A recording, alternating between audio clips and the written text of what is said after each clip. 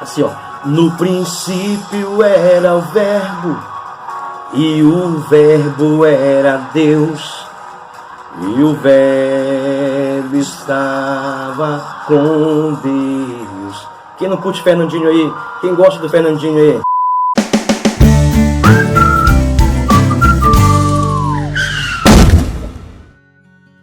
Olá pessoal, beleza? Pastor Ezequiel na área aí com você. Seja bem-vindo ao canal.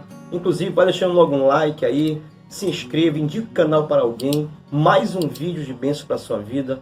Um vídeo onde vai trazer para você um pouco mais de conhecimento da palavra de Deus.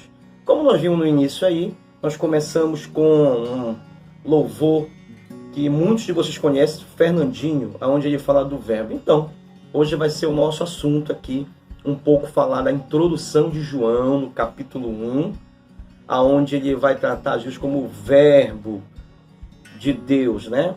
Mas antes da gente tratar do assunto, deixa eu agradecer vocês que têm inscrito no canal, têm indicado o canal para alguém. E sempre eu digo aqui, vou falar em todos os vídeos talvez, que o nosso objetivo com o canal é sempre trazer uma palavra de esclarecimento, uma palavra de renovação, aonde você possa sempre ampliar o teu conhecimento, né? Não tem o objetivo de debater aqui teologia, não é para isso o canal, tá bom, queridos?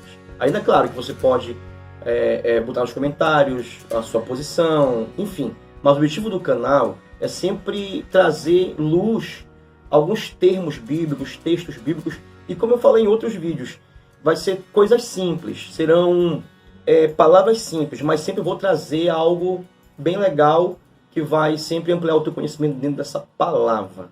A gente vai começar com João, capítulo 1, para o vídeo também não ficar longo, que também é o nosso critério para o canal, é fazer vídeo um pouco curto, para você ter tempo de curtir, né, esses vídeos. Então, Evangelho de São João, no capítulo 1 aqui, nós vamos ver um texto que é muito conhecido de todos, mas eu queria explorar com você algo interessante no texto de João, no capítulo 1. Muitos já conhecem. Nós vamos ler primeiro no capítulo 1, do 1 ao 4, depois 10 e 14, o versículo isolado, 10 e 14, tá bom? Para não ler muito, para ficar muito grande a nossa leitura. Diz assim, ó: no princípio era o verbo, e o verbo estava com Deus, e o verbo era Deus. Ele estava no princípio com Deus. Todas as coisas foram feitas por intermédio dele, e sem ele nada do que foi feito se fez. A vida estava nele, e a vida ela era a luz dos homens. Aí olha só o versículo 10. O verbo estava no mundo, o mundo foi feito por intermédio dele, mas o mundo não o conheceu. Agora veja o versículo 14. E o verbo se fez carne e habitou entre nós, cheio de graça e de verdade, e vimos a sua glória como a glória do unigênito do Pai. Então essa leitura aqui não precisa de muita interpretação para entender que ele está falando de Jesus Cristo, o verbo vivo. Que ele é o verbo vivo, todos nós sabemos. Mas por que o João ele traz essa luz, mostrando ele como um verbo vivo? O que de fato significa isso? Que poder há nessa palavra? Que poder de transformação há nessa palavra? Eu entender sobre Jesus sendo o verbo vivo. Mas antes da gente entrar na palavra propriamente dita aqui, nós vamos falar sobre alguns termos bem interessantes aqui. Eu queria, antes de tudo, estabelecer a diferença entre Bíblia, Escrituras Sagradas, texto e palavra. Talvez pode parecer algo muito similar, Bíblia com Escritura. Você vai na igreja, a pessoa diz lá, abra a sua Bíblia. Ou então diz, abra as Escrituras Sagradas na igreja, né? Aí alguém diz assim, vamos ler o texto tal. Ou vamos ler a palavra tal. Então, às vezes tudo parece muito similar e muito sinônimos, mas na verdade não é. Então, a gente precisa entender que há diferença entre Bíblia e as Sagradas Escrituras. Qual é a diferença principal? Na verdade, Bíblia, queridos, a Bíblia, que nós chamamos, tem aqui uma Bíblia mesmo simples aqui, traduzida por João Ferreira de Almeida, minha Bíblia aqui, que eu gosto, a Bíblia aqui é minha devocional diária, minha Bíblia aqui. A Bíblia, na verdade, ela é essa organização de Gênesis, Êxodo, Levítico, Número, Deuteronômio. Aí tem Bíblia de capa dura, tem Bíblia de capa mole, tem Bíblia com letra gigante, tem Bíblia em hebraico, Salmos em hebraico, né? A gente tem Bíblia do adolescente, Bíblia da mulher, Bíblia do homem, Bíblia do obreiro. Hoje tem muitas Bíblias aí. A Bíblia, na verdade, ela vem da palavra grega biblos, que é biblioteca, coleção de livros. Está aqui meus bíblios aqui, ó. Tem uma biblioteca aqui, uma mini biblioteca. Bíblios é a organização, né? Mas, na verdade, a Bíblia, ela contém as escrituras sagradas. Então, dentro da Bíblia, possui as escrituras sagradas. Então, na verdade, a Bíblia só é a organização, tá ok? Mas o nome mesmo são escrituras sagradas. O outro observação que é bom a gente fazer aqui é sobre texto e palavra. O que é o texto? O texto é a gramática. O texto é a palavra de Deus? Não. O texto não é a palavra de Deus. A Bíblia é a palavra de Deus? Não. A Bíblia contém as escrituras sagradas e as escrituras sagradas contêm a palavra de Deus. É esse o entendimento que eu devo acionar e compreender para que eu possa entender a Bíblia. Por isso que muitos leem a Bíblia e não entendem a Bíblia, porque precisa fazer essa divisão mental do que é texto sagrado, o que é um relato que está na Bíblia, né? Toda a Bíblia é inspirada por Deus? Não. A Bíblia diz que toda a Escritura é inspirada por Deus. A Bíblia foi organizada pelos homens, mas as Escrituras foram inspiradas por Deus, tá certo? O texto é a organização gramatical. Então, nós temos texto em português, texto em inglês. O texto é apenas a grafia, a parte como a Bíblia foi gramaticalmente organizada, com pontos, com vírgulas, né? Nas escrituras sagradas originais não tinha todo esse aparato que nós temos. Nós temos uma Bíblia, por exemplo, que vem com divisões aqui, ó, em negrito, né? Jesus aparece aos discípulos, olha, a ascensão de Jesus. Já isso aqui tudo foi a organização do homem, tá certo? Então o texto é isso. Agora, o que é a palavra? Eu cheguei onde eu queria, a palavra. O que é a palavra? Porque João começa dizendo sobre, no princípio era o verbo.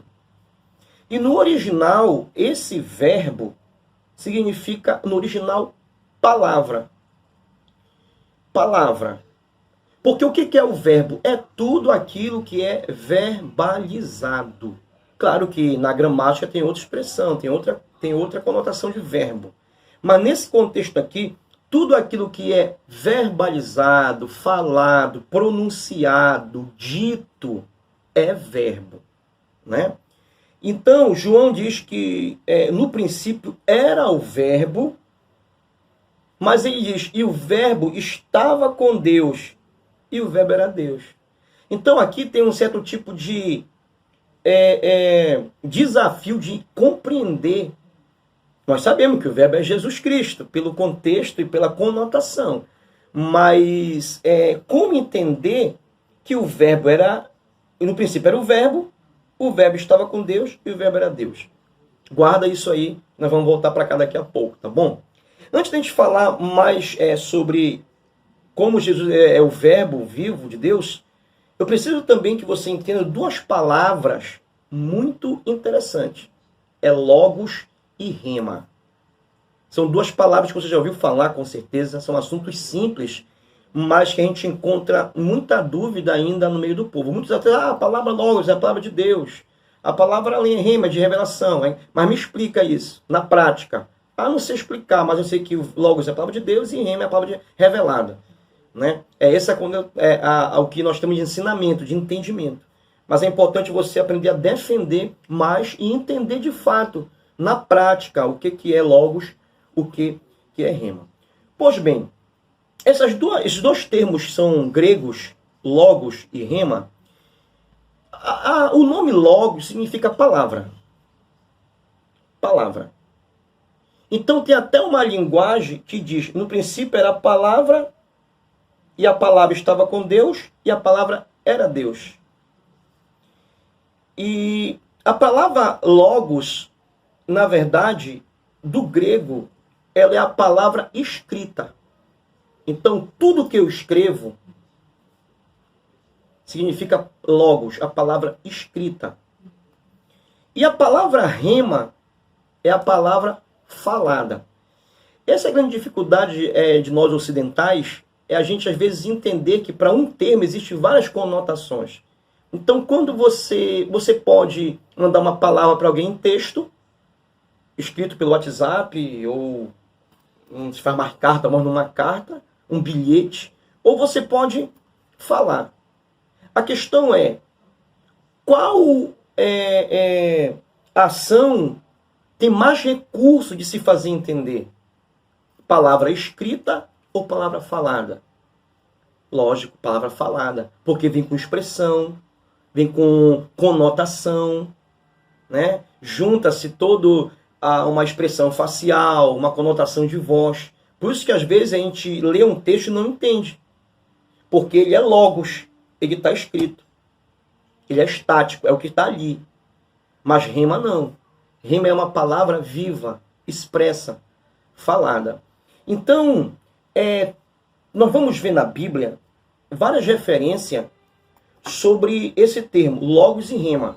Lógico que não vai estar escrito logos e rema lá, mas dando de entender, fazendo referência a logos e rima. Por exemplo, em Mateus capítulo 4, no versículo 4, na tentação de Jesus, quando Satanás fala assim, se tu és filho de Deus, ordena que essas pedras se transformem em pão.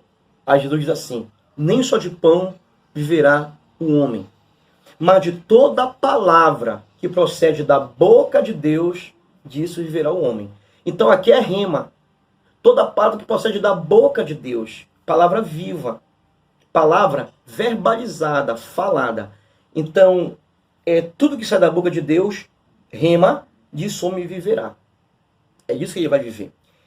Nós temos um exemplo de logos aqui em João capítulo 14, no verso 23, que diz assim, se alguém me ama, guardará as minhas palavras. Jesus falou isso. Se alguém me ama, guardará as minhas palavras. Aqui é logos. Porque ele estava falando da sua lei escrita. Da sua palavra escrita. Porque logos é palavra escrita. É a lei de Deus. Isso é logos. Nós vamos ver aqui também o exemplo de rema. Lá em Romanos 10, 17. Que diz assim. De sorte que a fé vem pelo ouvir. E ouvir a palavra de Deus. Então aqui é rema, palavra viva, vinda de Deus, verbalizada por Deus. Temos também outro exemplo de logos aqui, que é em 2 Timóteo 2,15, que diz assim, procura apresentar-te a Deus como obreiro aprovado, que não tem do que se envergonhar, e maneja bem a palavra da verdade. Aí essa palavra aqui é logos, é a lei de Deus, as escrituras sagradas de Deus. Então é importante que a gente entenda que existe a palavra logos, que é a lei, e a palavra rema, que é a palavra viva de Deus. Então, quando aqui, por exemplo, João começa dizendo, no princípio era o verbo, essa palavra, no princípio, é a mesma que se encontra em Gênesis. Ele está fazendo referência de Gênesis, no princípio. Que princípio é esse? Da criação. Lá da criação. Que inclusive começa com a palavra no princípio, né? Que no hebraico seria Bereshá, que é no princípio. E ele diz assim, lá no princípio da criação, no princípio de Gênesis, era o verbo. E o verbo estava com Deus. E o verbo era Deus. Então ele continua dizendo aqui mesmo em João que Todas as coisas foram feitas por intermédio dele, e sem ele, nada que foi feito se fez. Então a gente vai entender aqui que Jesus Cristo estava com Deus lá no princípio da criação. E como é que ele se manifesta no princípio da criação? Na boca de Deus. Então disse Deus, haja luz, e houve luz. Então essa palavra falada de Deus era e sempre será Jesus Cristo. Ele é a palavra, ele é o verbo vivo de Deus. Ou seja, Deus é algo tão extraordinário que até a palavra de Deus não é apenas um som que possui um código, que alguém vai entender. Não. A palavra de Deus é uma pessoa. A palavra dele é Jesus Cristo. Existem alguns teólogos que dizem que Jesus não estava no princípio com Deus. Que Jesus foi o Filho de Deus, mas que depois que se manifestou. Não. Inclusive, para o povo judeu, para os rabinos judaicos, existem 7 coisas que foram criadas antes que houvesse o mundo. E uma delas é o nome de Yeshua. É o nome do Messias, que é Jesus. E você vai ver referência que, de fato, ele sempre existiu. Mas o que eu quero me ater aqui nessa palavra é fazer você entender que a presença de Jesus, ela não é manifestada apenas na metafísica, mas através de palavras liberadas. Lá no livro de Provérbios diz que o poder da vida e da morte está na língua. Então, quando você enche o teu coração de Jesus Cristo, que você fala a palavra de Deus, isso transforma em rema, palavra verbalizada, palavra dita. Antes que o vídeo fique muito longo, eu queria também trazer a referência de Apocalipse capítulo 1. Bem interessante aqui, quando João ele relata que a visão do Apocalipse, no capítulo 1, quando ele tem a visão de Jesus, ele diz assim: voltei-me para ver quem falava comigo, e voltando vi 7 candeeiros de ouro, e no meio dos candeeiros um semelhante ao filho de homem, com vestes talares e cingindo a altura do peito com uma cinta de couro, de ouro.